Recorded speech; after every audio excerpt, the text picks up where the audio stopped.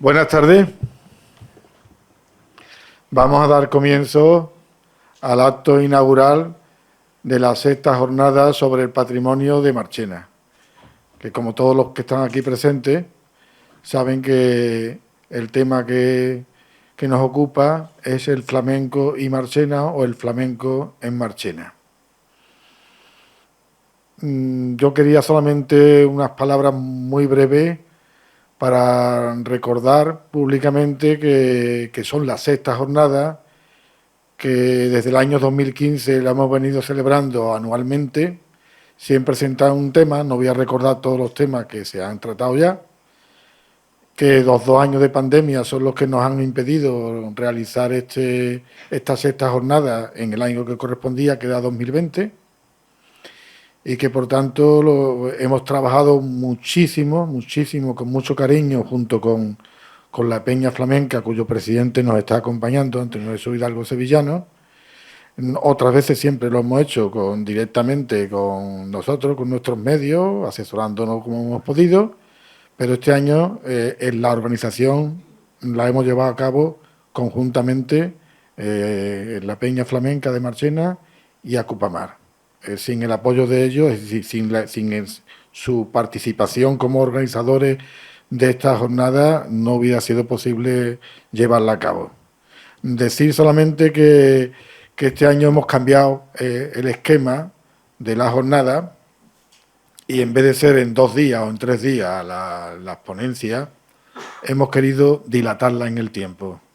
Dado que era un tema que se prestaba a que hubiese ponencia semanalmente y además teórico-práctica, como es del flamenco, pues pensamos que sería bastante interesante hacerlo cada viernes una ponencia teórico-práctica cuyo programa conocéis todos y yo quizás no lo repito. Si después alguien quiere que se diga, pues se va a repetir. Que en la misma ponencia, en el mismo día de la inauguración que es hoy, pues hay después una segunda actividad, que es un espectáculo de Vanessa González y Eduardo Rebollar en la Casa Fábrica. Y recordar que estaba diciendo que es una jornada que hemos hecho con muchísimo esfuerzo, aparte de dinero, pero el esfuerzo grandísimo para las 6 ponencias que vamos a tener, los 5 viernes próximos a partir de, inventando el de hoy, más la conclusión, la final, que será el día 16 de noviembre, conmemorando el día en que se declaró el flamenco como patrimonio inmaterial de la humanidad. Pero que además este año, como novedad, tenemos no solamente una exposición, sino 2. Una ya está inaugurada en la calle San Pedro. Nuestros expositores pues se recogen, si no me equivoco, 42 carteles de la fiesta de la guitarra, de los 48 que se han celebrado, y después tenemos una exposición en el antiguo ayuntamiento, en la sala de exposiciones, que le hemos acondicionado, con la colaboración del ayuntamiento, y aquello pues es algo diferente a otras exposiciones que hemos hecho. Son 15 paneles con códigos QR muy modernizados para que estemos al día con las nuevas tecnologías y además con unas peanas y unas urnas con material físico de Melchor, de Pepe Marchena, etcétera. Entonces, yo no quiero dilatar más esta introducción porque quiero dar la palabra a quien está a mi derecha, a Ana del Pino, concejala de Patrimonio, está representando en este caso a la alcaldesa que no ha podido venir, y pues decirle que si conocéis personas que no están aquí y querían venir, pues los siguientes viernes estamos a disposición de que vengan y que participen. Y después, cuando hable Ana, pues Antonio va a presentar al ponente de hoy. La idea es que la ponencia no sea muy larga para que haya después un tiempo de debate y de participación que le hagamos a nuestro ponente Curro Ais. Ana. Buenas tardes. Ante todo, disculpar la ausencia de la alcaldesa, que se encuentra de viaje, que lo tenía ya programado en su agenda, y está en Burgos y no ha podido, pero os manda un saludo y su pleno apoyo a la jornada. Hoy nos encontramos en la inauguración de esta jornada, que son las sextas, que iban a ser en el 2020, pero que por causa de la pandemia pues, se han tenido que trasladar a hoy día 22, año 2022. En el 2020, la efeméride del 10º aniversario de ser el flamenco fue declarado como Patrimonio Inmaterial de la Humanidad. Y entonces, pues, venía, bueno, y ahora también viene bien, vamos, pero que decidieron la Asociación Acupamar de hacer esta jornada sobre el flamenco. Y Marchena sabemos que tiene mucha tradición flamenca. Tenemos a Pepe Marchena, a los Melchores. Yo no me meto en más cosas porque no entiendo tanto de flamenco como me gustaría. A la Gilica, como dicen muchos, en fin, que tenemos bastante tradición flamenca. Entonces creo que viene muy a cuento y que nos va a enseñar cosas, por lo menos a los que sabemos menos respecto al flamenco, nos va a venir muy bien. Así que está ubicada la exposición de la que Pepe ha hablado anteriormente, la exposición en sí, ¿no? Hay una en la calle San Pedro y la del flamenco está en el antiguo ayuntamiento, que es un sitio muy flamenco, lo que es la Plaza Arriba. Así que también hemos gozado mucho tiempo y gozamos todavía de la fiesta de la guitarra, que es muy conocida en muchos sitios a la redonda y se traen siempre a primeras figuras. Y, hombre, que se apuesta en Marchena siempre por el flamenco y tenemos muchísima tradición. En fin, le doy la... También quiero felicitar, que no se me olvide, a José María Calderón por el cartel de esta sexta jornada, que un cartel, a mi modo de ver, muy profundo y que dice mucho. Mi más sincera enhorabuena. No sé si estará aquí, pero la verdad que un buenísimo cartel. Estas jornadas son muy extensas e intensas y por eso quiero dar las gracias a Acupamar por el gran trabajo y esfuerzo que han realizado, que me consta lo mismo en la organización que en sus exposiciones, de los paneles y en todo. La verdad que hacen un trabajo muy grande.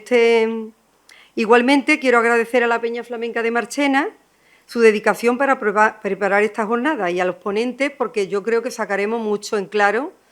Yo hablando desde mi punto de vista, que como yo no soy una entendida, pero me gustaría entender, pues creo que me va a venir muy bien. Así que yo aprovecharé invito a todo el que pueda que venga, al que le guste porque le gusta y al que no le gusta tanto porque aprenderá y seguro que sacará mucho de ella. Así que sin nada más, muchas gracias a todos y que animo que asistan todos los que lo ven a través de la televisión, que acudan a las ponencias, que va a ser durante un mes todos los viernes y a la exposición, por supuesto, pero que me parece de bastante interés. Así que sin nada más, muchas gracias. Antes de que Antonio presente efectivamente la exposición, como pone en el programa, estará abierto al público en general por la tarde, en el horario, si no recuerdo mal, de 6 a 8, de 6:30 a 8:30, y todas las mañanas a disposición de todos los centros escolares de primaria y secundaria, para que, si quieren visitar con sus alumnados, pues hacerlo. Además, este año vamos a hacerlo conjuntamente con la Peña Flamenca, para que los grupos conozcan también no solamente las exposiciones, las dos o una, la que se va en la sala de exposiciones, sino también que tengan un contacto físico, al menos eso lo hemos hablado, con la Peña Flamenca, para que sepa que allí hay un sitio físico donde el flamenco se vive.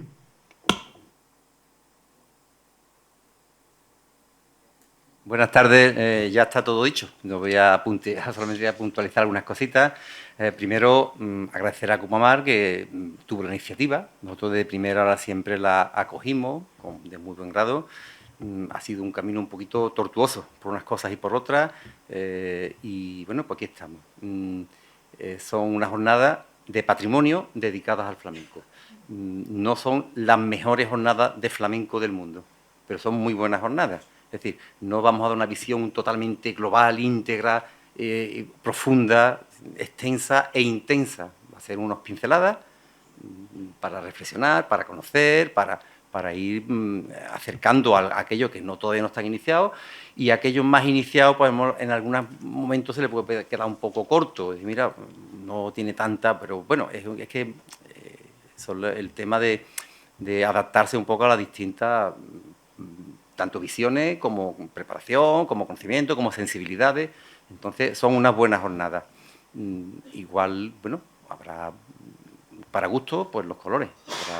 Y hablar de que el tema de patrimonio y flamenco casan de una forma indisoluble.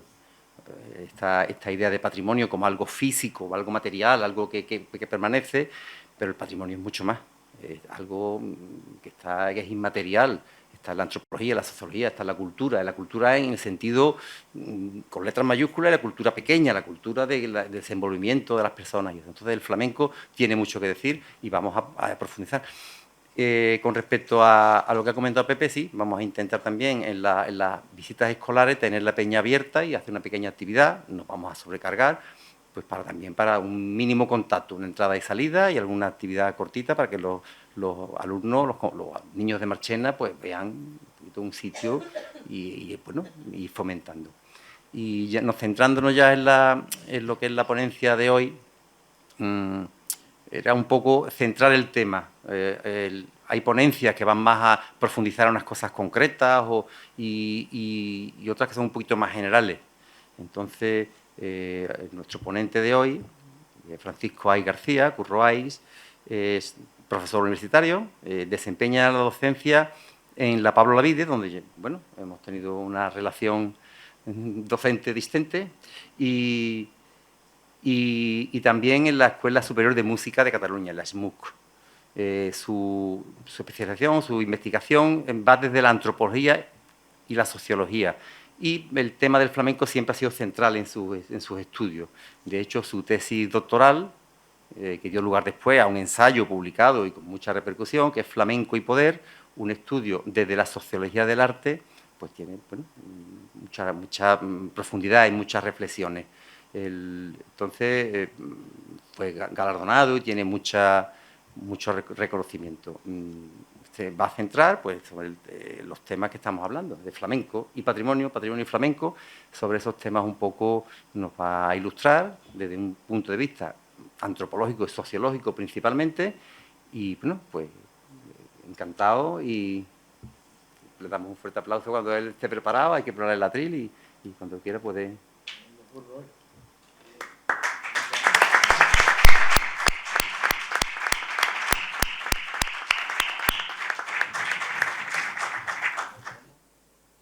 Muchas gracias a la Peña Flamenca, a Cupamar y al Ayuntamiento de Marchena por darme la oportunidad de compartir esta tarde con ustedes. Bueno, la reflexión es fruto de mi investigación y aquellas cosas que me preocupan con relación al flamenco, que creo que vienen un poco al hilo del marco que plantea esta jornada, ¿no? Una reflexión en torno al patrimonio y el flamenco, alineado con otros dos conceptos que creo que son interesantes para combinar esta reflexión, que son el masismo, el momento en que el flamenco llega a las masas, y también el turismo, el momento en que ese bien de carácter patrimonial se confronta con el mercado, ¿no? Bueno, en el flamenco ya sabéis que yo sé que ahora mismo aquí hay dominancia de la gente de Acupamar, de la gente que estáis vinculada con el patrimonio, pero como estamos en el pueblo que estamos, que tenéis el pueblo que tenéis, por narices, dicho de forma coloquial, tenéis bastante relación con el flamenco, es decir, que quien más y quien menos tenéis una familiaridad con el flamenco. Entonces yo voy a hablaros prácticamente como afición, ¿no? Ustedes sabéis que en el flamenco, cuando nos ponemos a reflexionar o a debatir, muy rápidamente aparece la palabra pureza, que es una palabra que a los flamencos pues, nos sale de una forma muy regular, ¿no? Parece como si el flamenco, quienes invocan o quienes invocamos eventualmente la pureza, encontráramos una forma de, como un anclaje en la realidad, ¿no? Invocar la pureza es invocar un estado de cosas que de alguna forma nos representa. Invocar la pureza supone buscar en la expresión, en el arte o en la cultura, algo que nos representa. Y esto de alguna forma tiene que ver, esta forma de entender la cultura está emparentada con la idea de patrimonio, ¿no? Ya que el patrimonio también es la puesta en valor de una interpretación de la cultura que intentamos fijar, establecer y que de esa forma nos represente. Entonces, en el flamenco, la palabra patrimonio es relativamente reciente, viene prácticamente de hace una década. Yo recuerdo a principios de los años 2000, cuando esta palabra empezó a sacarse a colación a raíz de las primeras investigaciones que hubo en torno al flamenco. Una década más tarde, no, estoy hablando de 20 años, perdón, principios de los años 2000, concretamente 2001, de la declaración de la voz de Pastora Pavón como bien patrimonial, ¿no?, por parte de la Junta de Andalucía. 10 años más tarde se reconoce el flamenco como patrimonio inmaterial de la humanidad, lo cual se considera de forma generalizada un gran avance. Y es un concepto relativamente nuevo, sin embargo, como os digo, el concepto de pureza está bastante arraigado en el flamenco, ¿no? Y es muy frecuente que una vez que se empieza una conversación sobre el flamenco, enseguida surja la palabra pureza. Yo en parte lo entiendo porque en estos tiempos vertiginosos, donde de una transformación continua, ¿verdad?, porque estamos en una sociedad que está continuamente cambiando, los estímulos son vertiginosos. Prácticamente no hay quien decía que en un día de una persona media llegamos a ver miles de imágenes, ¿no?, pues ya sea por la publicidad, los medios de comunicación.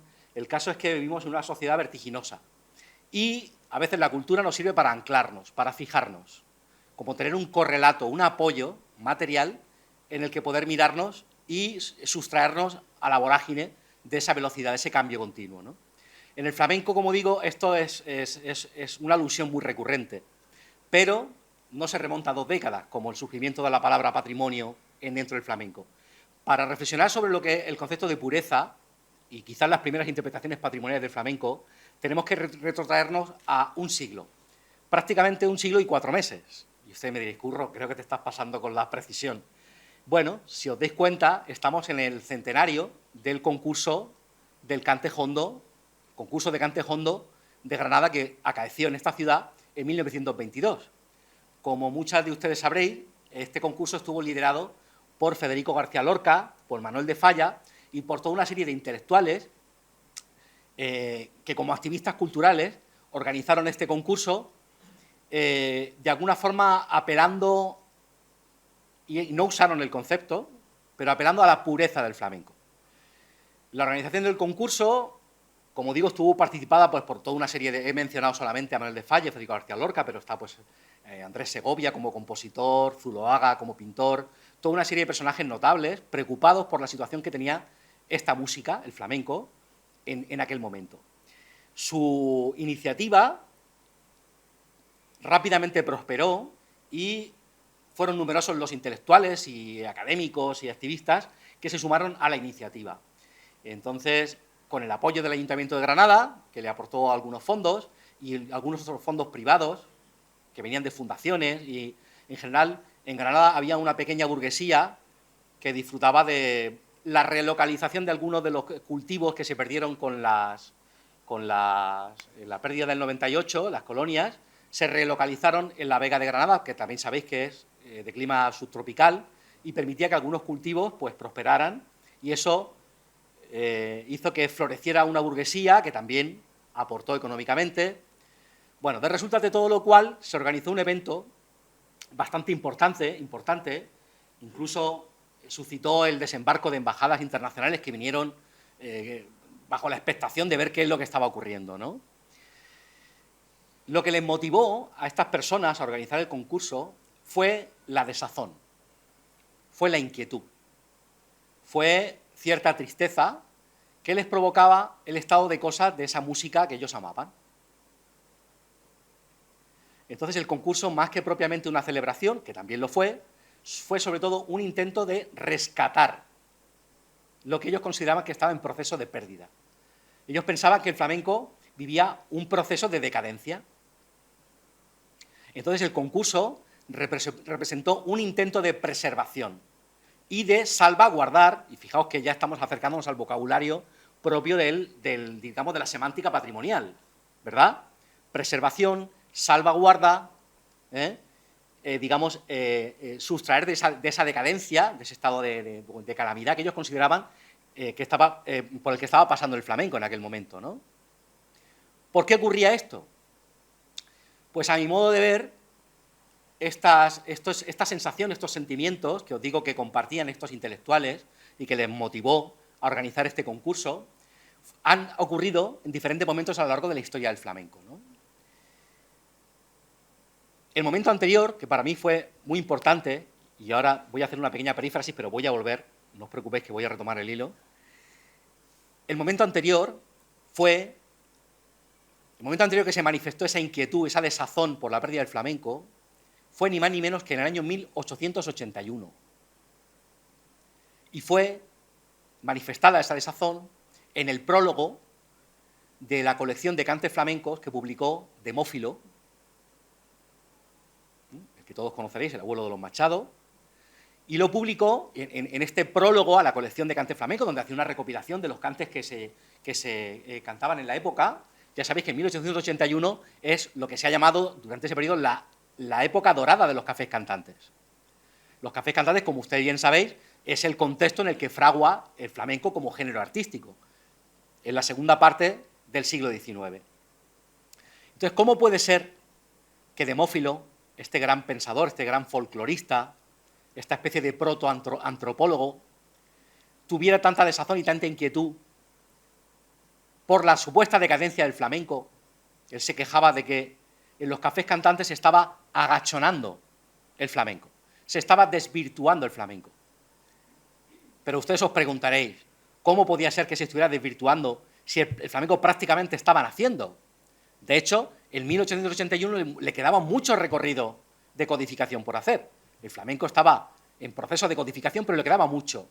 Sin embargo, Demófilo percibió que ese contexto comercial de los cafés cantantes estaba representando un cambio continuo del acervo, es decir, del conjunto de cantes, que él consideraba que, digamos, ese cambio representaba una decadencia, una crisis, y atribuía esa crisis a la comercialidad propia de los cafés cantantes.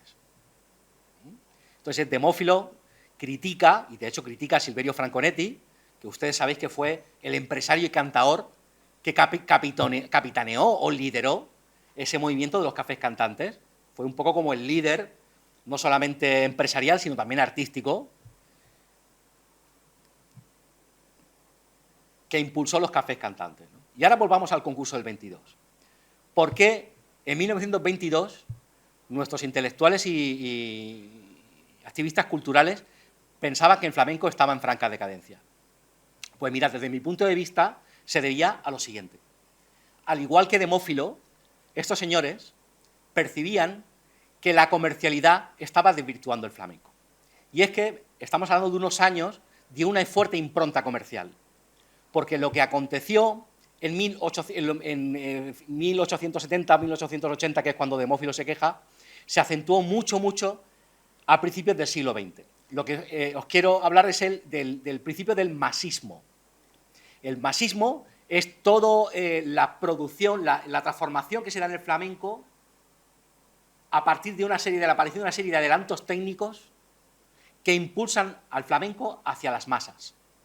Y esto es la primera vez que ocurría, porque lo que anticipa Demófilo es apenas, digamos, elementos que me parece que se anticipan bastante, es decir, que Demófilo era bastante clarividente, por decirlo de alguna forma, pero en absoluto se podía comparar con las grandes transformaciones que vive el flamenco a principios del siglo XX. Y esto me parece que no está lo suficientemente estudiado en la historiografía del flamenco, pero yo voy a dar unas pinceladas que os van a permitir aterrizarlo. Mirad, en 1883-87, disculpadme la imprecisión de las fechas, soy pésimo para las fechas, valga la paradoja que soy estudioso y se me dan fatal las fechas.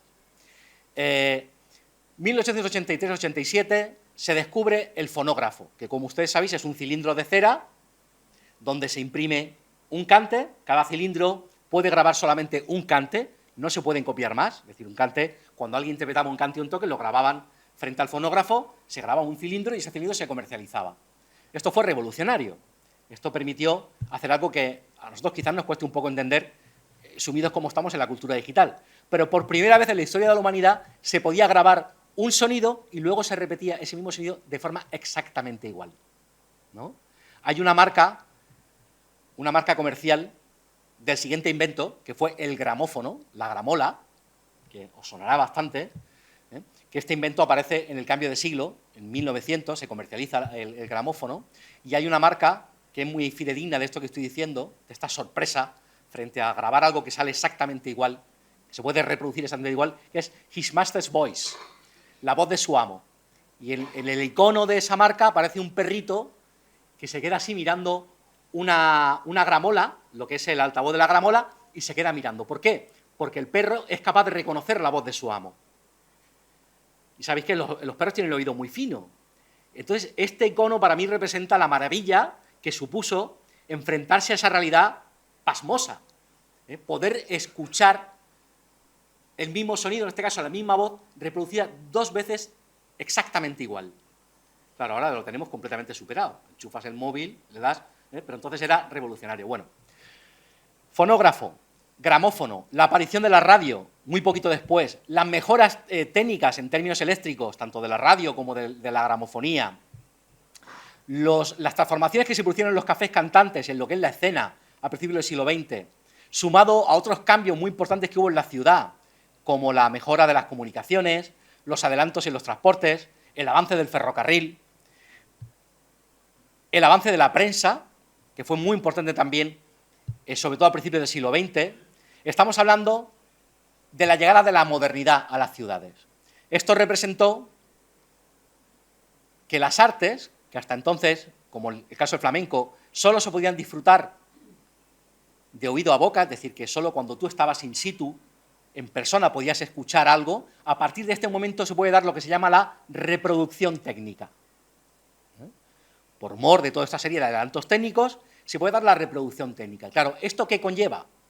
La reproducción técnica no es alguien que llega con una varita mágica y decide crear algo para el bien de la humanidad.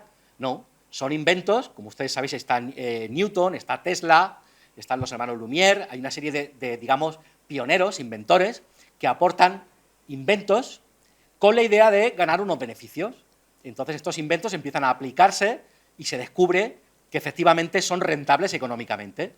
No me voy a detener, me apasiona, pero no quiero comerle más tiempo para que luego tengamos oportunidad de hablar y conversar sobre estas cuestiones. Pero bueno, todo el proceso de grabación, la llegada de los pioneros, de esos técnicos ingenieros que llegaban con sus aparatos, buscando artistas para grabar, artistas que se enfrentaban a una realidad pasmosa, ¿no? Como, por Dios, me van a grabar mi voz, luego la van a reproducir, esto me sale a cuenta, no me sale a cuenta, me están robando el alma. Bien, los debates eran impresionantes. Pero a efectos prácticos, y ya aterrizo, intento no apasionarme con el tema porque es maravilloso, a efectos prácticos lo que representó es que por primera vez el flamenco tuvo la oportunidad de exponerse a las masas. Y esos inventores y estas empresas lo que querían era que ese flamenco se vendiera, esa música se vendiera. Por cierto, el flamenco fue de las músicas pioneras en la comercialización de la reproducción técnica sonora. Incluso mucho más que la música clásica, fue una música muy popular y tenía mucho tirón y se grabó mucho. Entonces lo que ocurrió en esta época es que hubo un gran estallido comercial. ¿Y qué ocurre? ¿Qué es lo que se vendía para los grandes públicos? Pues evidentemente las versiones del acervo más divulgativas. Se buscaban aquellos estilos que permitían alcanzar los grandes públicos. Esto es lo que yo llamo masismo. Es un desarrollo artístico dirigido a los grandes públicos. Entonces, ¿qué ocurre? Claro, desde esta perspectiva se ve con claridad, porque nos podemos ir a los registros y en los catálogos ver que coexistían producciones, digamos, de flamenco más, que podríamos llamar más puro, que respetaba todo el acervo, coexistían con, eso sí, eran la mayoría, producciones de carácter divulgativo que eran más masivas, ¿de acuerdo? Entonces, este masismo fue lo que precipitó el miedo y el resquemor de esa generación del 27 y todos estos activistas intelectuales que organizaron el concurso para salvaguardar el flamenco. Veían que la gran producción de música divulgativa, para ellos estaba dejando de lado ese acervo tan importante que, como decíamos antes, aunque no usaran la palabra, era como la pureza. Y albergaba esta dimensión patrimonial que a ustedes y a mí tanto nos interesa. Porque ellos pensaban que se estaba desvirtuando una música que podía resultar emancipatoria para el pueblo. Fijaros qué palabras tan gruesas, o sea, tan grandes. Pensaban que a través del flamenco, era la música del pueblo, el pueblo se podía emancipar, podía alcanzar de alguna forma la ilustración y la verdad. Además estaban siendo objeto de, claro, sabéis que en la generación del 98 había un componente antiflamenquista liderado por Eugenio Noel, muy importante, y ellos pensaban que, contra viento y marea, esa música que algunos consideraban soez y vulgar podía redimir al pueblo. Entonces, su idea de organizar el concurso no era ni más ni menos que salvaguardar, como digo. Esto, sin embargo, tuvo consecuencias, el concurso tuvo consecuencias imprevistas, algunas de ellas yo creo que son maravillosas porque son completamente contradictorias. Por ejemplo, ellos, para ser consecuentes con esta idea de que era la comercialidad y la profesionalidad lo que pervertía el flamenco, lo que hicieron fue un concurso en el que restringieron el acceso a los profesionales. No dejaron que los profesionales se presentaran. Solo admitieron a concursantes amateur. Y como ustedes sabréis, quienes ganaron el concurso fueron el Tenazas de Morón, un señor sextuagenario que dicen que vino de Morón caminando a Granadas, no sé si es cierto o no, pero un señor que ya no era profesional de flamenco, y luego un personaje que era un niño de 12 años, el niño Caracol, Manolo Caracol, ni más ni menos. Imaginaos lo que estaba pariendo el concurso del 22. Lo digo porque, como también sabéis, Caracol es lo más heterodoxo dentro del flamenco. Tiene un repertorio tradicional, un repertorio deferente con la tradición, pero tiene un repertorio que es, por otra parte, completamente rebelde o iconoclasta, muy rupturista, ¿no?, con la tradición flamenca. Pero no solamente el concurso, fijaos que dio los premios, Tenazas de Morón, bueno, pues gloria, ¿no?, pero a Caracol estaba de alguna forma impulsando a alguien que iba a revertir justo las intenciones que tenían los organizadores del concurso, ¿no? Pero las contradicciones del concurso no se quedaron ahí. El concurso no tuvo mucha trascendencia, no tuvo toda la trascendencia que ellos esperaban. Seguramente porque, bueno, hay quienes opinan que no la tuvo porque no invitaron a profesionales a concursar. Sí que estuvo don Antonio Chacón y una serie de artistas importantes acudieron como apoyo en el concurso, pero no participaron. Y os decía que no tuvo mucha repercusión pública, menos desde luego de la que ellos soñaron, pero sí tuvo una consecuencia muy importante para el flamenco. Sabéis que el concurso de Granada, el de Cante Jondo de Granada del 22, se celebró, iban a hacerlo inicialmente en un Carmen, estos jardines recoletos que tienen en Granada, pero como las expectativas fueron creciendo y creciendo, dijeron, pues esto va a desbordar cualquier Carmen. Entonces se fueron al Paseo de los Tristes y eligieron un espacio, un paseo amplio. Bueno, pues fue la primera vez que el flamenco se hizo para grandes públicos. Fijaos, estaban abriendo la caja de los truenos, porque ellos, que estaban con un objetivo de preservación, lo que estaban es abriendo el camino a los grandes públicos.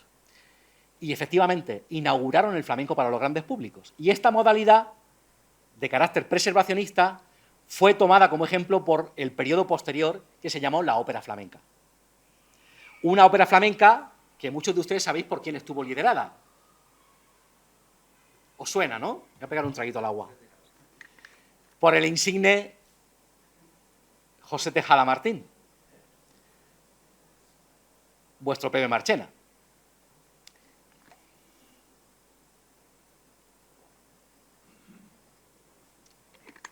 Si esta reproducción técnica abrió el camino para el flamenco masista, comercial, el impulso definitivo fue el desarrollo de la ópera flamenca liderada por Pepe Marchena, porque había otros artistas también de la época que fueron importantes e impulsaron esta época. Pero sí, la época anterior de los cafés cantantes, se puede decir que estuvo capitaneada sobre todo por Silvio Franconetti. La ópera flamenca estuvo capitaneada sobre todo por esa inteligencia proverbial que fue Pepe Marchena. Pepe Marchena, del que no me voy a extender porque ustedes seguramente sabéis más de él que yo, no solamente lideró un cambio estético, no solamente fue revolucionario en términos estéticos, sino que, yo utilizo esta palabra y que la quiero recalcar mucho, él encabezó una reconversión industrial. No solamente fue capaz de transformar estéticamente el flamenco, acomodándolo a las demandas de los tiempos, sino que encabezó una reconversión industrial. Una reconversión industrial entendemos como una transformación de los sistemas de producción y distribución. Entonces, si en el arte hay quienes hablan de industria cultural, Pepe Marchena lideró quizás la primera y más grande reconversión industrial que hubo después de los cafés cantantes, que era abrir el flamenco a los grandes públicos. Pero esto suscitó otra llamada al orden posterior que acaeció con la inauguración de los concursos de cante flamenco, concurso nacional de cante flamenco de Córdoba, creo que en el 54 o el 56. 56, ¿no? Ya estoy otra vez con las fechas. Fatal. Entonces, este concurso nacional de cante flamenco del 56, ¿no?, se hizo en la misma onda que el concurso del 22, intentando eliminar o combatir la ópera flamenca.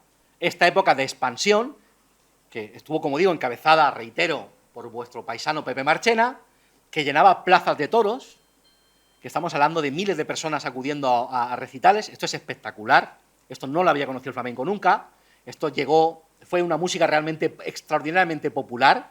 Ya sabéis todos los cambios estéticos que permitieron que esto fuera posible sin megafonía, porque estamos hablando de recitales masivos sin megafonía. Esto no me voy a extender porque, decir, no se trata de comernos tiempo y tal, y voy a medir bien el tiempo, pero fue increíble. Yo lo he estado viendo un poco al detalle, y este señor, para poder impulsar todo esto, ya sabéis que él era analfabeto, pero esa inteligencia natural le llevó a ser una persona con una capacidad de aprendizaje extraordinaria, y él, por ejemplo, pues conocía a Gardel. ¿Sabéis quién es Gardel? El gran tanguista argentino, que a su vez conocía a Chaplin, y a través de estos contactos, este señor, con esta inteligencia natural, supo aprender cómo dirigirse a los grandes públicos, señores y señoras.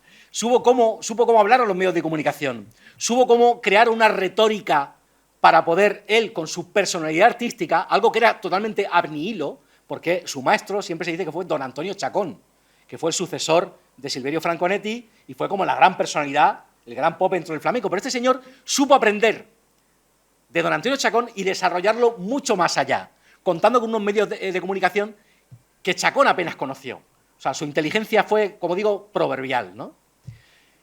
Pero, de nuevo, la amenaza que representó la ópera flamenca, más la llegada, no puede faltar el adelanto técnico, del vinilo, el disco de vinilo y los tocadiscos, que ya sí que hemos conocido, ¿verdad?, en personas, quizás los gramófonos no los conocieron. El tocadiscos, junto con la ópera flamenca, incitaron el siguiente toque arrebato, la organización del cante, del concurso de cante nacional de cante de Córdoba, en el 56. Y ahí cuenta, ¿cómo se llama?, el autor de flamencología, Anselmo González Climent, un argentino, fue el que escribió el libro Flamencología, un gran intelectual, y él hizo la crónica de esos concursos y decía en las crónicas: hasta pasadas 3 ediciones no nos pudimos quitar de en medio a los marchenistas. O sea, el marchenismo era una moda ampliamente expandida, todo el mundo que podía cantaba por Marchena, y era la forma más popular y más generalizada de cante que había. Pero este toque arrebato, esta búsqueda del clasicismo, esta huida de la comercialidad, les impulsó a organizar este concurso y cribar y, digamos, luchar, a veces con ese antagonismo reactivo que solo se manifiesta en la cultura, luchar contra el marchenismo, contra las voces de jilguero, contra la velocidad de voz, contra el melisma, y buscar las voces de piedra, todo lo que posteriormente representó el mairenismo, ¿no? Total, que estamos viendo aquí este litigio entre la búsqueda de la pureza o el intento de asentar un acervo cultural, un conjunto de elementos que se pretende que representen a una colectividad, y cómo esto confronta con lo patrimonial, ¿no? O sea, perdón, con lo comercial.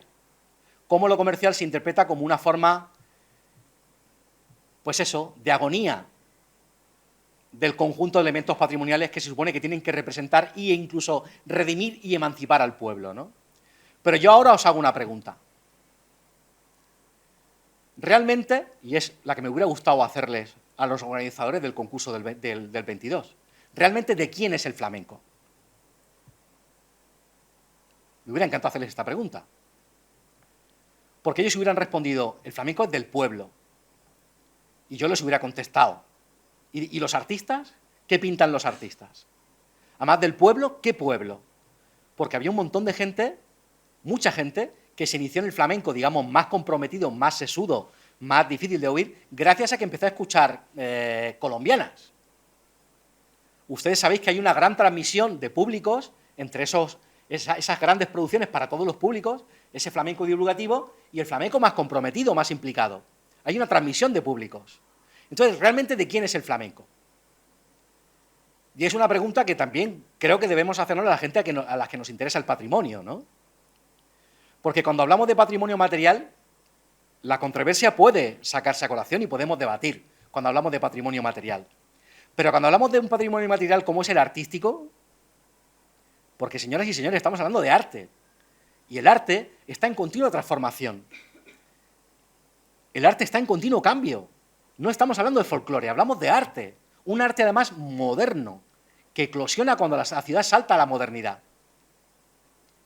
Un arte que dejó de ser folclore. Sabéis que el folclore, sabemos que se repite in aeternum, durante no solamente décadas, sino incluso siglos, y nadie pone ninguna pega, pero en el arte se espera que haya novedades, y de hecho se espera que el arte dialogue con la contemporaneidad. Entonces, ¿qué ocurre cuando convertimos a una música en patrimonio? ¿Esperamos que esa música sea un reflejo in aeternum de nuestra sociedad? ¿O por el contrario pensamos que como arte debe dialogar con el presente, con nuestras inquietudes? ¿Debe desafiar las formas de pensamiento o debe ser acomodaticia? Porque, como he dicho al principio, muchas veces buscamos, cuando en el flamenco empezamos con el debate de la pureza y tal, reflejamos una inquietud y una necesidad de que esta música nos sirva para anclarnos en la vorágine de estímulos y de información que nos llega cotidianamente. Es una forma de medirnos, una forma de tentarnos las vestiduras, una forma de aterrizar en esta vorágine, ¿no? Pero le estamos pidiendo a una música que permanezca estática como un referente en el que mirarnos. Es decir, buscamos un espejo en la cultura, cuando se trata del arte en este caso, buscamos un espejo en el flamenco. Si buscamos un espejo en el que mirarnos, en el que anclarnos, que sea isomórfico, es decir, que represente a la sociedad, ¿no estamos siendo un tanto injustas e injustos con ese arte? Que tiene derecho y al que por otra parte también le pedimos que cambie y nos diga cosas del presente. ¿No estamos siendo injustos con las nuevas generaciones que piden que la música dialogue con ellos de forma intensa, apelando a sus sentimientos, a sus inquietudes, a los desafíos que tienen día a día? ¿No? Pero bueno, vamos a dejar esto ahí de momento y ahora vamos a dar un salto adelante en el tiempo. Vamos a ver cómo vamos de idem. Vamos a dar un salto en el tiempo, ¿no? Y nos vamos a situar en la actualidad, o por lo menos en las décadas recientes, ¿no? Y vamos a hablar de la actualidad del flamenco, porque, bueno, pues nos congratulamos de que el flamenco haya sido declarado, catalogado, como Patrimonio Inmaterial de la Humanidad, lo cual, como he dicho antes, pues ha sido ampliamente celebrado dentro del flamenco. ¿Pero qué ha representado esto para el flamenco?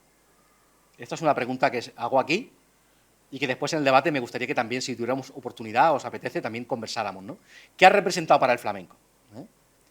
Porque yo he hablado hasta ahora de masismo, como la primera vez que se da esa estructura doble, yo llamo estructura quiasmática, ¿no? Que se divide, ¿no?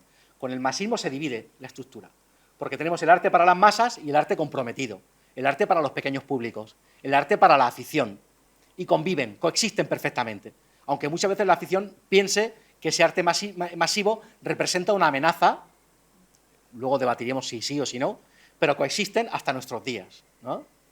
Y luego, si hay oportunidad, hablaremos de Rosalía. ¿Qué representa Rosalía para el flamenco hoy? Si representa realmente una amenaza o una oportunidad. Pero, como digo, vengámonos al presente. Una vez declarado Patrimonio de la Humanidad, Patrimonio Inmaterial de la Humanidad, ¿qué ha representado para el flamenco? Mirad, desde mi punto de vista, y desde el tiempo que lo llevo estudiando, que hará prácticamente pues unos 20 y algunos años, pues os puedo decir que el flamenco, ya sabéis que el cante pasó como a un segundo plano a partir de... ¿Qué cambio? A partir de los años 80 empezó como una decadencia y a partir de los años 90 el cante entró en franca decadencia, entró en los 2000 ya con decadencia total y sin embargo el baile, ese subgénero dentro del flamenco maravilloso que es el baile, pues empezó a florecer a partir de los años 90 de una forma espectacular. El baile creció, hasta convertirse en el género más destacado dentro de todos los que hay en el flamenco, ¿no? Y esto tiene que ver con ciertos acontecimientos que sitúan a las ciudades como unos focos de atención, que para mí pues tiene que ver con la globalización cultural. Dicen que la globalización es un fenómeno, bueno, que acarrea grandes cambios en todo el mundo y que concentra gran parte de la acción humana en las ciudades, ¿no? Entonces, para mí, tiene que ver con la globalización y es el hecho de que las ciudades cada vez concentran más y más turismo. Y aquí aparece el tercer elemento de los tres que yo traía a colación para reflexionar sobre el estado actual de cosas en el flamenco, ¿no? Hemos hablado del masismo, hemos hablado del patrimonio y me gustaría también mencionar el tema del turismo, porque el turismo hoy es, digamos, el principal motor que impulsa las políticas públicas con relación al flamenco. Claro, y usted me diréis, bueno, pero también existen las peñas flamencas y también existen los públicos flamencos, y yo diré, vamos a ver, lo que yo he estado constatando en las últimas décadas, a partir de que lo he estado estudiando, es que cada vez más los festivales globales, y yo diferencio entre los festivales andaluces de verano y los festivales globales. Festivales globales, un poco la decana de los festivales globales es la Bienal de Flamenco de Sevilla, ¿eh?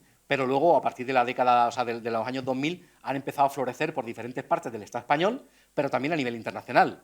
Tenemos el Festival Flamenco de Londres, en Estados Unidos han proliferado también como setas, sabéis que en Francia también hay una gran tradición festivalera, y podemos hablar hoy en día que hay una profusión, un gran crecimiento de los festivales globales de flamenco, ¿no? Estos festivales globales, y yo sobre todo estudié el caso de la Bienal de Flamenco, pero los demás son idem de lo mismo, tiene como un impulsor muy importante el ámbito de la política, el ámbito de las políticas públicas, pero sobre todo el turismo. El turismo es el gran motor, ¿vale? El turismo es el gran motor porque, bueno, y la prueba, hay muchas pruebas, pero para mí la más fehaciente es el hecho de que periódicamente en la Bienal de Flamenco y en otros festivales también, porque me consta, se hacen estudios de impacto económico en la ciudad. Esto es que la propia institución pone en marcha estudios encargados a empresas que miden cuánto dinero se deja la gente que viene a visitar, viene al festival, se deja en la ciudad. Tanta pasta por turista por día.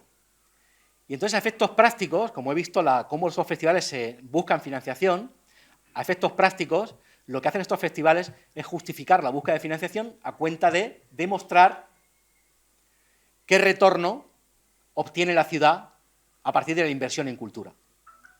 Para mí esto contradice bastante el planteamiento del patrimonio, porque el patrimonio, estamos hablando de la salvaguarda de una serie de bienes, en este caso inmateriales, que representan a una colectividad, en este caso a un pueblo. Entonces, ¿en qué medida la cultura tiene que justificarse con réditos económicos, con el impacto económico, para poder recibir inversión pública? Porque lo que estamos viendo a efectos prácticos, haciendo un retrato un poco a uña de caballo, pero desde mi punto de vista realista, es que la mayor parte de los fondos públicos se están destinando, sobre todo en las grandes ciudades y por parte de las administraciones autonómicas, en concreto de la Junta de Andalucía, a los festivales globales. ¿Pero qué ocurre en los festivales globales? Que están, sobre todo, concurridos por los públicos internacionales y nacionales, pero por el turismo. Cada vez más los festivales globales se alejan más de la gente local. Cada vez pierden a más público local. De hecho, el porcentaje de público local es cada vez más pequeño. Los itinerarios artísticos, además, tienen la particularidad, y yo en este caso no quiero ser filisteísta y abominar de los itinerarios artísticos, de las derivas del arte, me parece que siempre son interesantes, y yo soy un admirador, por ejemplo, del baile, ¿no? Las evoluciones que tiene la danza, las sigo con mucha expectación y me maravillan. Pero también soy consciente que le está pasando un poco como le pasó al arte contemporáneo a lo largo del siglo XIX. Cada vez responde a preguntas más endémicas, más propias, y se aleja más de los públicos locales. Cada vez tienes que ser más especialista en baile flamenco para poder comprender el baile flamenco. De hecho, ustedes sabéis, como yo, que a la crítica flamenca que le cuesta cada vez más seguir, poder hacer crítica de los espectáculos de baile. Pueden hacer crítica del cante, pueden hacer crítica medio que de la guitarra, pero se pierden haciendo crítica del baile, la propia crítica flamenca, que se supone que trabaja de eso. Entonces hay una especie de deriva que cada vez se aleja más de la base. ¿Qué está ocurriendo con las peñas flamencas? Bueno, también he sabido que las peñas flamencas pues están viviendo tiempos de decadencia. Son muchos factores los que contribuyen a ello. Y no hablo solamente de las peñas de la provincia de Sevilla. Sabemos que esto es un mal generalizado, ocurre en toda Andalucía. Son muchos los factores. Es un melón que quizás no es el momento de abrir. Pero para mí un factor crucial ha sido que las peñas se han tenido que enfrentar a los incrementos del precio del alquiler, del suelo, como si fueran unas empresas privadas.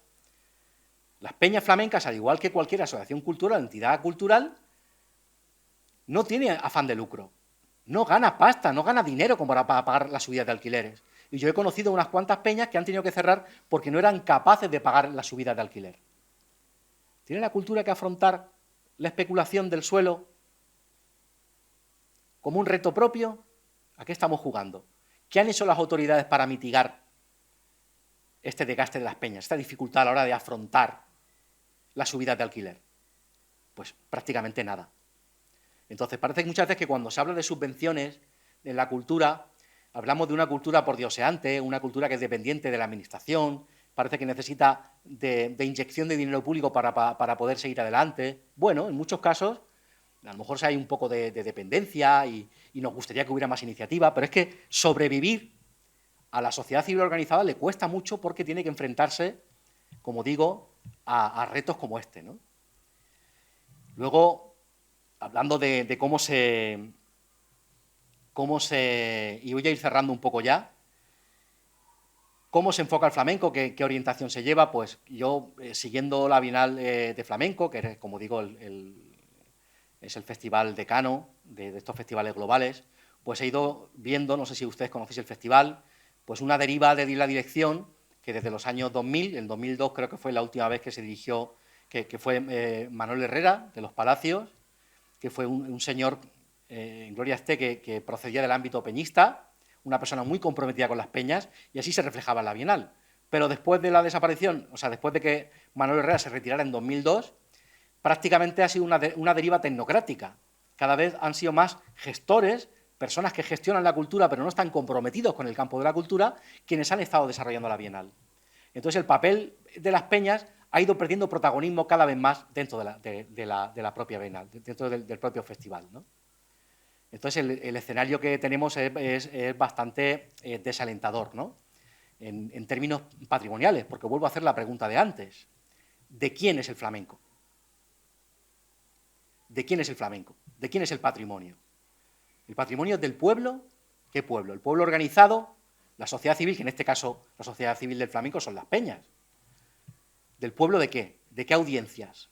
¿De los pueblos locales? Que en principio se habla, pues todo el tiempo estamos oyendo hablar del patrimonio del flamenco como patrimonio en términos, claro, simbólicos, identitarios, que refleja a una colectividad, a Andalucía, o a los gitanos, o a Marchena, o a Jerez, o a La Puebla, o a Granada, ¿verdad?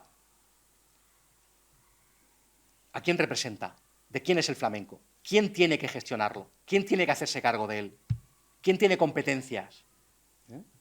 Porque históricamente, bueno, yo creo que como reflexión lo voy a dejar un poco aquí. Me parece que es más interesante que entremos en una... A mí, mirad, me fascina el tema del patrimonio. Me encanta el tema del patrimonio. El patrimonio me parece que es una oportunidad espectacular para pensarnos como sociedad y como cultura. Y yo he trabajado el flamenco desde el punto de vista patrimonial. Y toda esta vertiente que vamos a dejar aparte, y si luego en el debate que establezcamos posteriormente hay oportunidad, lo mencionaré. Me parece que cuando hablamos de patrimonio en un medio artístico, por esa tesitura que tiene el arte de desafío, por esa actitud investigativa que tiene el arte, de desafiar lo establecido, de hacer preguntas no hechas, de fuerte competencia interprofesional, porque los artistas tienen que competir en un mercado libre, es decir, que tienen que sacar un disco, mi disco tiene que ser mejor que el tuyo, o tiene que competir con el tuyo, o mi espectáculo tiene... O sea, es un ámbito profesional competencial. Entonces, cuando se habla de patrimonio ahí, son aguas turbulentas. En el flamenco, además, es un arte muy orgulloso y muy territorial, ustedes lo sabéis. Es decir, que hay una competencia entre los diferentes territorios. El flamenco, desde su nacimiento, precisamente por entrar en la modernidad y sufrir los avatares de la modernidad, tiene pues eso, un carácter territorial muy fuerte y muy reivindicativo de los territorios. Y esto añade también, digamos, conflictividad a la reivindicación patrimonial, porque ya diversifica o complejiza la pregunta que he hecho anteriormente, ¿de quién es el flamenco? ¿Que es jerezano? Pero bueno, de jerezano, pero ¿de San Miguel o de Santiago? Y si es sevillano, ¿qué es? ¿De la Alameda o de Triana? ¿O es marchenero o es de La Puebla? O sea, es algo complejo, ¿no? Y a efectos prácticos, cuando se ponen en escena las diferentes tendencias patrimoniales, vemos que en la práctica hay competencias por los recursos, ¿no? Entonces, bueno, este es un tema que no voy a profundizar en él, ya luego si sale en el debate ya entraremos, y por mi parte yo lo voy a dejar aquí y os voy a pedir que conversemos, hablamos un debate en caso de que os apetezca. Muchas gracias.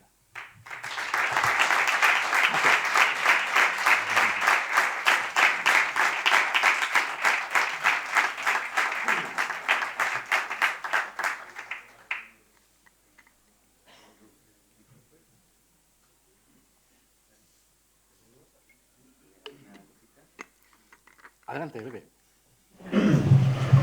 Curro ha hablado del concurso de Córdoba, de 56, y al año siguiente ya empiezan los festivales en los pueblos, ¿no? De flamenco, y empiezan uno tras otro, y se van expandiendo como las setas.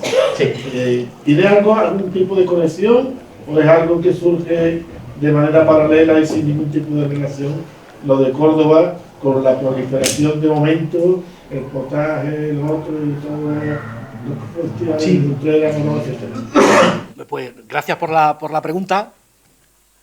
El concurso nacional de cante de Córdoba, la creación de la Zambra, o sea, del tablao Zambra en Madrid, la publicación de Flamencología por Anselmo González Climent, una serie de acontecimientos, la aparición de los primeros festivales de verano, una serie de acontecimientos que nos permiten hablar de un nuevo periodo en la historia del flamenco, que además se acompaña de nuevo de una reconversión industrial, porque si antes era la ópera flamenca, ahora los festivales de flamenco, los festivales andaluces de flamenco, dan de comer a muchos artistas y crean un nuevo marco de producción, un nuevo marco de distribución, con un nuevo modo estético, con una forma nueva de concebir el flamenco, y esta vez sí, con un corpus crítico, una cantidad de gente especialista, el nacimiento de una crítica flamenca, como digo, aparición de publicaciones, revistas.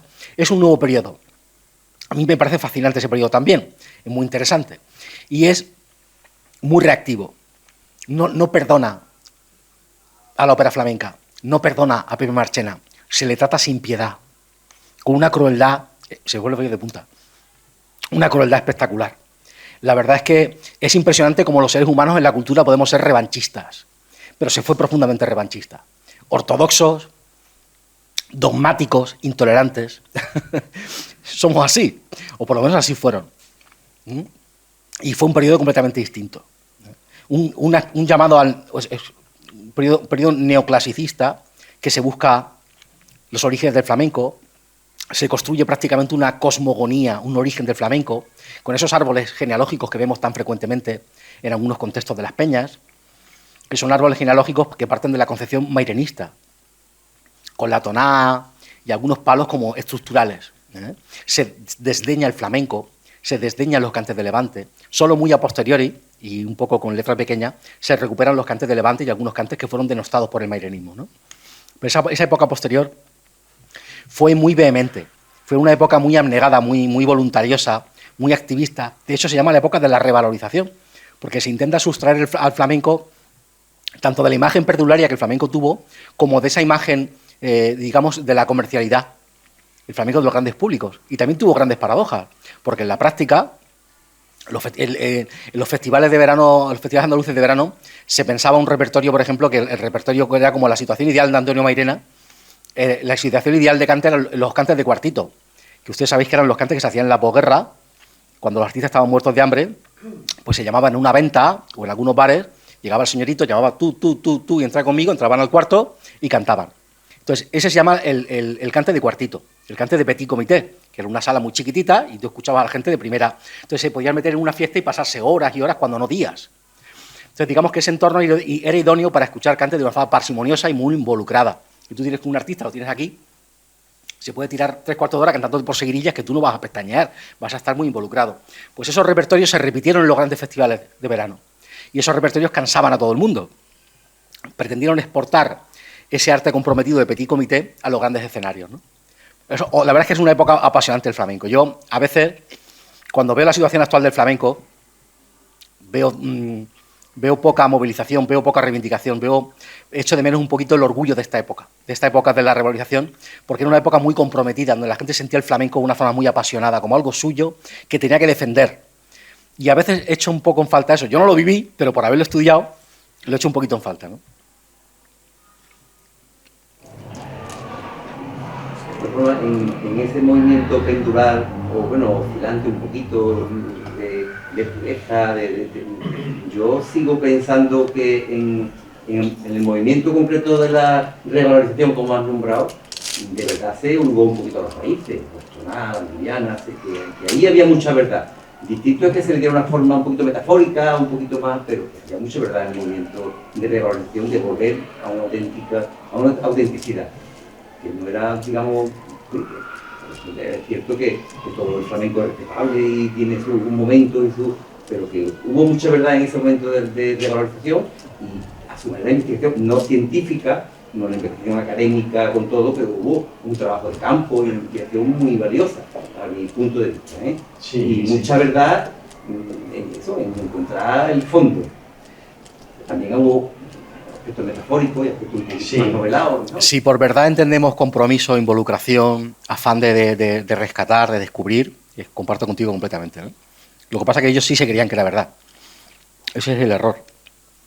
Porque no era verdad del todo, en el sentido en que, bueno, pues había un elemento diletante de aficionados, es decir, que no eran científicos que llevaran la libreta tomando notas, se inventaban mucho de lo que decían y, sin embargo, le daban carta de naturaleza y pensaban que era eso y eso era incontestable. De alguna forma eran más papistas que el Papa. Y eso, como digo, estuvo asociado a cierta intolerancia. Por ejemplo, el desdén que hubo hacia los fandangos, ¿no? Decían, cante de criadas, el fandango. Pues el fandango hay que saber cantarlo. La gente que es aficionada lo sabe. Un fandango no se canta por un fandango bien cantado, ¿no? El fandango, como cante libre, tiene su dificultad. Y los cantes de Levante no digamos. Lo que pasa es que no eran los cantes predilectos de Antonio Mairena, que tiene un tipo de voz distinta. Entonces, en una época, yo le tengo mucho respeto a esa época de la revalorización y del mairenismo. Le tengo mucho respeto porque, como digo, tiene grandes valores. Pero bueno, hay otras cosas que son más cuestionables, ¿no? A mí me gustaría que comentaras algo, porque la has nombrado de pasada, a Rosalía. ¿Tú crees que Rosalía ha ayudado a que el flamenco, la gente joven que no tenía ni idea, y además con el internet ahora en millones de países del mundo, haya ayudado algo al flamenco, o como algunos puristas están que se tiran de los pelos? Yo creo, y creo que estoy de acuerdo contigo porque lo estás insinuando, yo creo que estás aportando cosas muy interesantes. Sobre todo, y yo sé que esto es muy controvertido decirlo en público, creo que es una gran oportunidad. Porque nos guste o no nos guste Rosalía, pues a lo mejor no es la época en la que yo tengo una permeabilidad, tengo el corazón tan abierto como para abrazar lo que me propone Rosalía. A lo mejor si tuviera 30 años menos y estuviera juntándome con mis colegas y viviendo emociones intensas, pues viviendo, digamos, en otras palabras, viviendo otra época, la época de Rosalía, pues a lo mejor Rosalía me haría palpitar de otra forma distinta, que ahora mismo pues no me hace tanto. Pero lo veo como una oportunidad. Primero, porque está hablando cosas que le interesan a la gente joven. Y segundo, porque guardo la esperanza, en el fondo, de que un porcentaje, aunque sea chiquitito, de la gente que oye a Rosalía, luego se venga y disfrute del flamenco. Si solamente el 0,5% de la gente que disfruta Rosalía, si viene para el flamenco, lo petamos. Bueno, yo creo que es interesante. Siempre será algo dejará, porque que millones de personas hayan oído La hija de Juan Simón, que algunos casi ni de nuestra época lo habíamos apenas oído. Yo creo que eso tiene algún valor. Lo que pasa es que ahora, como se ha ido al otro extremo tan grande, pero tan diferente, pero yo pienso que ha podido ayudar, porque si vamos a ser tan puristas, lo pongo un poco como Pepe Marchena en su momento, ¿no? Que fue un revolucionario y que la gente lo quería crucificar, ¿no? Claro. Sí, yo quería abundar lo que está diciendo Mercedes, porque no me lo había pensado antes. Bueno, a lo largo de toda la historia siempre ha existido ese dilema, ¿no? La pureza y los cambios. Entonces, no hubiera evolucionado ningún arte si no hubiera habido transformaciones. Pero yo creo que a lo largo de la historia ha sido más natural. Los cambios han sido más naturales y más propuestos desde los propios artistas que no una imposición mercantilista. Pues tendríamos que reflexionar si no solo la música, sino lo que leemos, lo que comemos, si escuchamos, lo que escuchamos es lo que nos gusta o nos gusta porque no lo ponen. ¿Ponen lo que a nosotros nos gusta o lo que ponen nos gusta porque lo ponen? ¿Quién está encima que decide lo que se pone en la radio, en la tele? ¿Quién crea ese carrusel de modas? Porque la obsolescencia programada funciona en muchísimos términos. No solo es que un cacharro se rompa, que pase una moda, que ya no lo pueda enchufar, que el programa ya no es apto para esto, sino las modas es un claro ejemplo de obsolescencia programada. Hay que vender. Ya no vale la música de hace 3 años, ahora tendremos que vender otro disco. Entonces, también va en contra de la cultura, porque claro, si tú analizas la cantidad de libros que se publican a lo largo del año, a veces ya es tan marabunda que nos olvidamos de los clásicos, nos olvidamos del Quijote, y en la música pasa igual. Hay tal avalancha de estilos de música y de música impuesta que también le hacen un flaco favor a la música de todo tipo buena. Entonces, yo lo veo duro por lo que has dicho, por lo de la masificación y por lo de la comercialización. Tú lo has dicho, matismo, yo utilizo siempre el término comercialización. Hay que vender, vender, vender, y yo no sé si se vende lo que nos gusta o compramos lo que nos imponen desde arriba. No solo en eso, en muchas ideas, en todo, porque esta sociedad, ¿quién la conduce? Tú has dicho, ¿es del pueblo o el pueblo hace lo que determinados poderes quieren que hagamos? Entre otras cosas, comprar el producto que ellos quieren. Hay un francés que habla de la correspondencia entre el campo de la producción y el campo de los gustos. Cómo se produce siguiendo los gustos. Pero los gustos se decantan por unas producciones y no por otras. Entonces hay todo el tiempo un tanteo por parte del ámbito de la comercialidad y un ensayo de error, ¿no? Intentos, pero influyen multitud de factores que de hecho estas empresas tienen en cuenta también. Pues no sé, las audiencias, tipos de audiencias, los regímenes de consumo, la gente que tiene más capacidad adquisitiva, la que no, qué ámbitos de distribución. Hay cosas que son más pasajeras, hay cosas que son más permanentes. A mí hay una cosa que me llama mucho todo el tiempo, que me late, es que conozco muchos artistas, gente que se busca la vida de esto. Y eso me hace mucho ponerme en su lugar. Y ver cómo tienen un afán de vivir del arte, cómo consagran su vida a la práctica artística, cómo en lugar de tomar caminos que eran más seguros, más estables, pues se inclinan por el camino del arte. Y están en una tesitura todo el tiempo de intentar crear, de intentar sobrevivir. Ahora con la pandemia han sufrido muchísimo. Entre la gente que más ha sufrido han sido los artistas. Mucha gente se ha tenido que echar a la calle a trabajar en globo, gente que tiene un bagaje, que sabe una profesión, un oficio. Se ha tenido que echarse la maletita y pillar la bicicleta y echarse por las calles a distribuir comida. O sea que digamos que han sufrido mucho. Entonces me pongo mucho en su pellejo. Y ¿sabes qué ocurre? Que hay situaciones muy ingratas, ¿no? Cuando reflexionamos sobre estas cuestiones, adoptar el punto de vista de los artistas es muy interesante y muy, digamos que nutre mucho, ¿no? Por ejemplo, los artistas tienen que competir con el catálogo. Yo he dicho antes que hay una competencia socioprofesional. Y efectivamente, es decir, unos artistas compiten con otros porque el mercado está copado. Es decir, no, de repente no vamos a aumentar. Pues si Rosalía nos presta 50.000 aficionados al flamenco, seguramente tendremos oportunidad de que más artistas flamencos saquen discos. Pero mientras nos los preste o no nos los presta, esos artistas flamencos que están ahora intentando sacar discos, por ejemplo, tienen que competir con todo el catálogo. Es decir, con la historia del arte. Ni más ni menos. No solamente con sus coetáneos que van a sacar discos también, o van a buscar bolos, van a buscar conciertos, sino que tienen que competir con todo el catálogo. Y hay gente, por ejemplo, que no va al cine, pero que en su casa se harta de ver películas de los clásicos. O hay gente que no lee la literatura que se está creando actualmente, que se dedica a leer los clásicos. Podríamos plantarnos y decir, no, yo me voy a dedicar a leer los clásicos. No me interesa leer a los contemporáneos, porque los clásicos tienen una capacidad de analizar la realidad y transmitirme desafíos, inquietudes que las puedo extrapolar a mi presente. Bueno, capaz que la literatura contemporánea te está desafiando con cosas que tienen más que ver con tu presente, con tu momento vital, con los retos que se te presentan en tu contemporaneidad, en tu día a día. Lo que tiene el arte es que si es dialéctico, te puede emplazar a vivir, digamos, a resolver engrudos y tesituras de tu presente, ¿no? Son muchos elementos a tener en cuenta, ¿verdad? Pero bueno, son curiosos, ¿no? A mí sobre todo me gustaría que tuvierais en cuenta esto que os he planteado antes, ¿no? Como, o sea, digamos que una gran parte de la gente que estáis aquí sois gente muy proclive al tema del patrimonio, ¿no? El patrimonio es muy interesante para pensarnos como sociedad, pensarnos como civilización incluso, ¿no? Y cuando se trata del patrimonio inmaterial, cuando se trata del patrimonio inmaterial en un contexto artístico, como el que estamos hablando, es muy delicado porque entran muchos factores, ¿no? Y entonces la capacidad de negociación, la ecuanimidad, el pensarnos como sociedad, pero no de forma homogénea, sino heterogénea. Pensar la diversidad nos lleva incluso, ¿no? En el flamenco tenemos un litigio tremendo. El flamenco es gitano, si no es gitano, si es sevillano, si es andaluz, si es español, si es internacional. Estos debates son muy interesantes, porque nos obligan a reflexionar y pensarnos como sociedad. España ya no es lo que era hace 50 años, y Andalucía tampoco. Tenemos unas mezclas culturales muy interesantes y somos una sociedad cada vez más heterogénea, muy distinta, ¿no? Bueno, creo que es una buena oportunidad para pensarse, ¿no? Has comentado que para comienzos del siglo pasado, década de los años 20 se comenzó a popularizar el flamenco, digamos, a las masas. ¿Esa popularización fue algo relativo, en términos relativos o absolutos?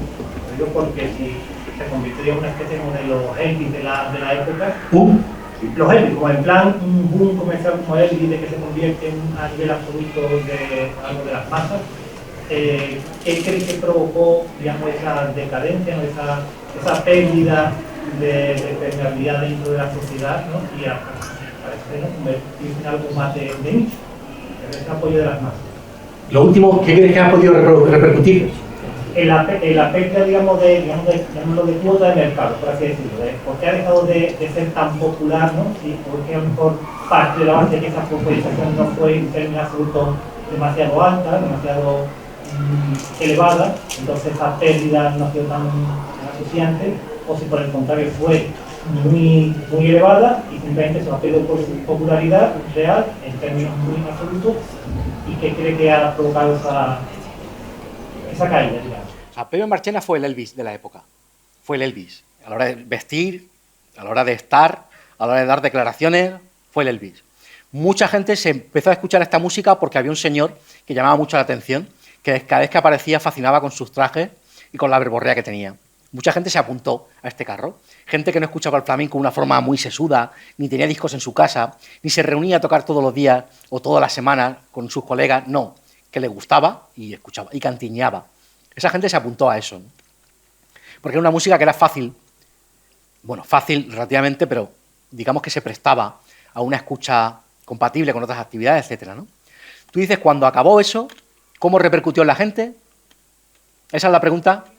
Es decir, si esa popularización se convirtió en que en el día a día era algo real, que tú vivías, en plan como el fútbol hoy en día, ¿no? Que tú escuchas hablar a la gente de fútbol a todas horas, en todo momento, tiene un montón de prensa, o si simplemente, aunque se hable de popularización, pero realmente eso no llegó a un volumen suficientemente grande, y entonces cuando ha habido, digamos, esa caída, digamos, en la popularización, bueno, porque no partíamos de esto, partíamos de esto. No sé si me estoy explicando. A ver si yo te he entendido. Mira, yo te voy a traducir en términos prácticos y tú me dices si te he seguido o no. Marchena suscitó el marchenismo. Un montón de gente empezó a cantar como Marchena. ¿Qué ocurre? Que mucha de esa gente no sabía flamenco. Cantaba lo que oía de Marchena, pero no sabía sentarse con una guitarra, por ejemplo, y cantar a compás. Porque Marchena se convirtió en un artista faro. Y el artista faro irradiaba su influencia más allá de las mecas flamencas. Las mecas flamencas es donde se hay una transmisión del conjunto del acervo. Y se te enseñan las falsetas, se te enseñan los cantes, qué modalidades de cante hay. Por ejemplo, Andalucía y la provincia de Sevilla y algunos pueblos de Sevilla son megas flamencas y se enseña todo el marco cultural. Los estilos, los ritmos, los intérpretes, etcétera, etcétera. Marchena llegó mucho más allá de eso. Al convertirse en un artista faro, yo originalmente soy de Alicante. Y yo recuerdo cuando me empecé a aficionar al flamenco, yo tendría pues 22 o 23 años, de esto hace otros 22, o sea, unos 30 años, irme a un pueblo al lado, a un señor que cantaba por Marchena. El hombre tendría pues unos 75 años. El hombre no tenía ni idea de flamenco. Lo que hacía era reproducir lo que hacía Marchena. Claro, cuando dejó de haber eso en los medios de comunicación, ese señor cultivaba ese cante entre la poquita gente que le escuchaba y un momento que dejó de cultivarlo. Nadie le sucedió. ¿Sí? Eso fue diferente en las mecas, porque en las mecas ha habido todo el tiempo, aunque hubiera artistas faro, siempre ha habido una diversidad y una pluralidad de artistas que ha mantenido la tradición con las nuevas generaciones. Si las nuevas generaciones han propendido más a cantes más recios o más voces de piedra, más cavernarios, etcétera, pues digamos que ha prosperado los jóvenes artistas que tenían esas cualidades. Entonces, en las mecas flamencas nunca ha dejado de haber un remanente o una cantera que ha seguido con la transmisión. En los contextos extra andaluces o extra mecas, eso ha oscilado dependiendo del vigor de esos artistas faros. Cuando desapareció el marchenismo, pues quedó Valderrama, por ejemplo, sobrevivió a esa época y mantuvo en el candelero. Hubo mucha gente, por ejemplo, que ustedes lo sabéis como yo o mejor que yo. Aquí en el pueblo hubo gente a la que no le interesaba el mairenismo ni la revalorización. Siguieron siendo fieles a Marchena. Mucha gente les dio de lado y los ignoró. pero ellos seguían siendo fieles a Marchena y al marchenismo. Son como cauces, y en realidad no sé si te he respondido. Sí, bueno, yo digo más en la pregunta a nivel global, digamos, no dentro del mundo del flamenco. A nivel global, digamos, de toda la población, digamos, del país, ¿qué porcentaje, digamos, de la gente, por así decirlo, escuchaba en su día a día el flamenco? Y ese porcentaje, digamos, cuando ha bajado, ¿por qué ha bajado? Vale, ahí lo pillo, mira. La ópera flamenca y toda esta época liderada por Marchena fue muy expansiva. Yo no sé la proporción de gente, pero no tenían mucha competencia. Competían con la copla. La copla era muy importante, pero hubo mucha gente que incluso compatibilizaba la copla con esta música. Hasta que en los 70 no llegaron músicas extranjeras más potentes. ¿Perdón? Sí, no, perdón. La música popular. Sí, hasta que en los 70 no llegaron músicas extranjeras, estas músicas fueron las protagonistas. ¿Vale? Entonces esto fue muy importante. Y de hecho, el cante siguió siendo importante porque la revalorización lo siguió manteniendo con la llama viva. Pero en los 80 y los 90 decaen los públicos. Decaen los públicos de forma muy importante. Porque entran a competir con otras músicas extranjeras, los medios de comunicación meten en otras muchas músicas y el flamenco no puede competir. Y desde entonces, sobre todo en los años 2000, no levanta cabeza. El cante. El baile, como hemos dicho antes, ¡buah!, espectacular. Pero el cante, nada. Mucha gente dice, es que hay una decadencia moral, es que ya no salen buenos cantadores, ya no son buenos artistas, se ha perdido esa naturalidad, esa impronta, ahora todos hacen las escuelas y en las academias, los conservatorios, la danza y la guitarra, los conservatorios no se aprende bien el cante, yo digo, lo atribuyen como una decadencia moral. Para mí son los públicos, que es a lo que tú te refieres. Ya no hay públicos. Mientras la Junta de Andalucía o el Gobierno de España no se pongan las pilas y digan, en las aulas tiene que haber flamenco en la docencia, educación musical con flamenco. No vamos a contar con públicos que sean capaces de seguirlo. O hasta que Rosalía nos preste esos 50.000, ¿no? Hasta que no lleguen esas nuevas audiencias, el flamenco no va a tener públicos que lo respalden. Y va a haber trabajo de flamenco, de cante a cascoporro, pero cantando para atrás, cantándole al baile. Sabéis que es una profesión muy exitosa, una profesión que yo cuando tengo a mis amigos así jóvenes y tal, ¿estás cantando? Pues sí, tal, venga, pues ponte las pilas, aprende a cantar para el baile porque no te va a faltar trabajo nunca. Pero para adelante, además que hay 10 que canten para adelante y sobrevivan. No hay públicos con el cante para adelante.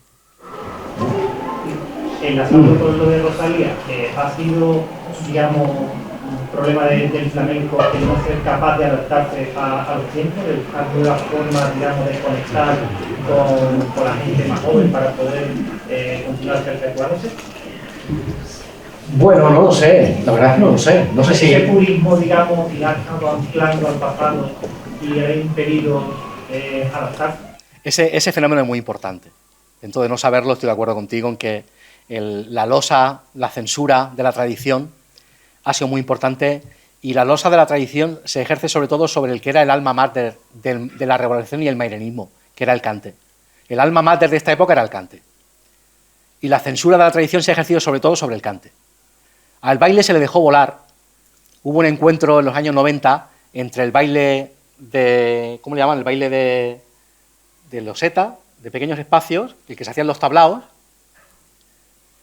que era un baile que estaba en el marco de la revalorización, que se hacían los festivales de verano.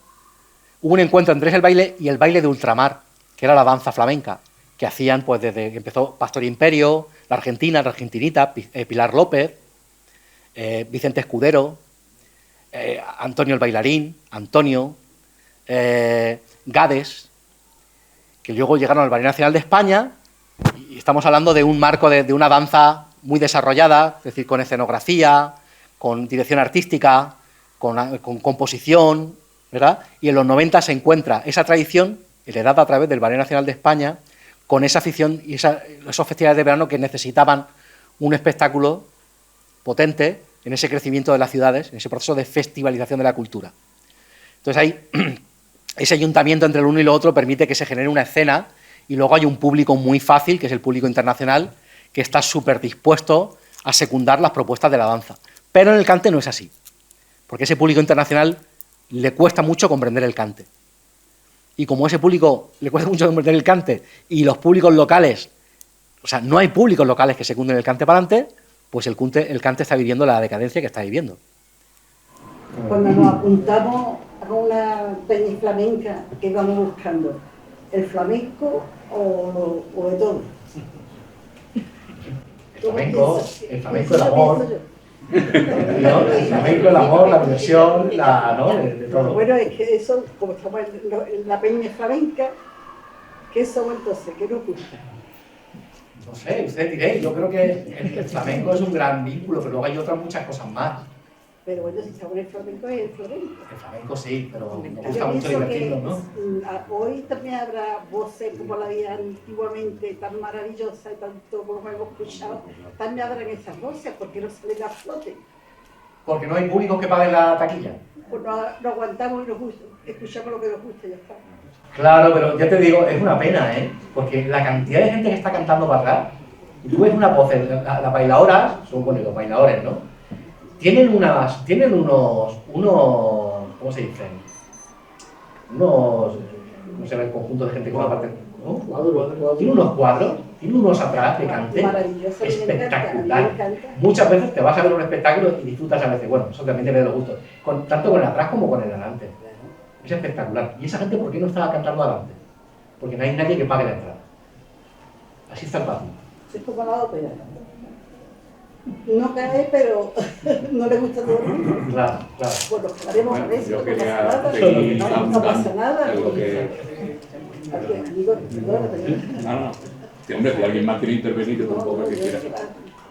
Abundando, como la Huerta hace una pregunta que iba un poquito relacionada con lo que yo decía, que ¿por qué ha caído tanto el flamenco?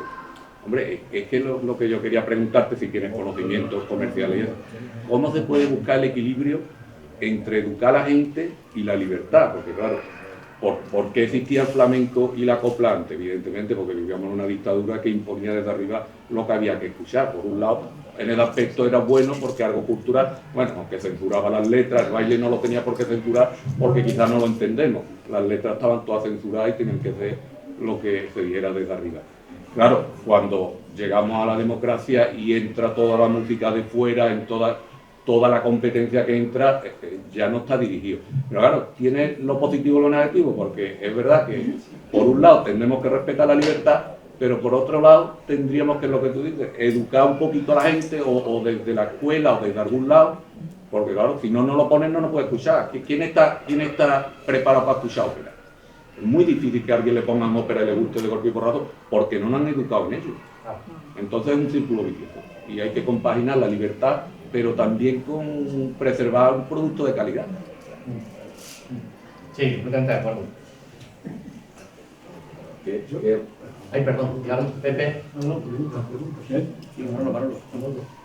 No, me gustaría resaltar esta noche algo que yo no he vivido nunca en la historia de los festivales de Marchena, y de verdad que me sorprendió muy, muy gratamente, ¿no? Nosotros aquí en el pueblo, en verano, se hacen todos los años el Festival de la Guitarra, que es un festival flamenco, y previamente hay jornada también de flamenco. Este año, en la jornada previa al festival, vino Israel Fernández y vino La Tremendita. Pues le puedo decir que yo no he visto jamás tantísimos jóvenes como hubo este año en el festival. Dos estilos totalmente contrapuestos. Yo tengo personalmente que decir cuál es el que me gusta. Israel Fernández me gusta muchísimo más que La Tremendita. Pero digo yo que dos estilos tan contrapuestos son capaces de arrastrar a un público que jamás antes en los festivales de verano de aquí de Marchena se ha visto nunca. El perfil de la gente que van al Festival de la Guitarra todos los años es más o menos igual. Personas en su mayoría mayor de edad o relativamente mayor, pero de jóvenes, poco. Pero este año el mogollón de jóvenes que había en la plaza arriba, a mí me dio una alegría enorme. Pues los cantadores. Ole por quien programó. ¿Eh? Ole por quien programó. Sí, señor. Y ole también por Rosalía. Y yo le felicité porque es algo histórico, no se había visto nunca. Sin embargo, también tengo que decir que el Festival de la Guitarra a mí no me gustó absolutamente nada. Pero lo que es esa noche yo lo disfruté muchísimo. Y de jóvenes, mogollón. Qué bien, qué bien. Mogollón. La bebida, Caballero. ¿Qué opinión tienes de tu paisano, el niño de Elche? Que a mí, que soy un mediocre flamencólogo, a mí me gusta. A mí me gusta. Y me gusta oírlo cuando canta flamenco, y me gusta cuando hace los ruiditos que él hace. ¿Cómo se ve el niño de Elche en el mundo del flamenco? Bueno, en el mundo del flamenco no se le ve bien, la verdad. No se le ve bien. Yo con él tengo amistad. Le conozco y tengo amistad y le tengo cariño. Pero es verdad que a veces tiene actitudes que te generan así como incomodidad. A mí me gusta mucho, mucho, sobre todo su actitud artística. Es decir, que es una persona que no vive tranquilo si no está inventando. Y eso en el arte es muy caro de ver, porque bueno, hay artistas que son más inquietos y hay gente que es más acomodaticia. Me gusta mucho su actitud de estar investigando completamente, ya digo, no vivir tranquilo y tal. Eso sobre todo me gusta mucho. En el flamenco no es muy bien recibido. La verdad es que, igual que a Pepe Marchena se le trató regular en la época posterior, a Paco, o sea, al niño de Elche se le trata también un poco regular y tal. Pero en parte él también lo busca, tiene una actitud provocadora, se construye como transgresor, como antagonista, parece que se alimenta de la controversia. En fin, es un personaje controvertido. Sí. Morente fue, es decir, como mucha gente seguramente aquí será aficionada, alguien que somos lo que somos gracias a Morente, ¿no? Sí. Bueno, yo quería tratar un tema que a mí siempre me ha suscitado dudas y no he visto investigación en el aspecto que voy a comentar. En los años 50 y 60, en los bares ya se prohíbe el canto. ¿Quiere decir eso que la gente o el poder pensaba que cantando podía decirse cosas que podía herir? ¿O eso es que era una orden expresa? ¿O era el tabernero o era la autoridad local la que decía que no sé, que aquí no sé? Porque yo recuerdo de pequeño ver ese letrero, se prohíbe el canto. Yo lo he visto en Jerez y cuando le pregunté al tabernero, me dijo, y yo haría lo mismo si yo estuviera en su lugar, dice, mira, cuando viene gente que canta bien, les dejo cantar. Y cuando viene gente que canta mal o canta en el momento inoportuno, les digo, mira el cartel. ¿Sabes? Entonces, es algo tan...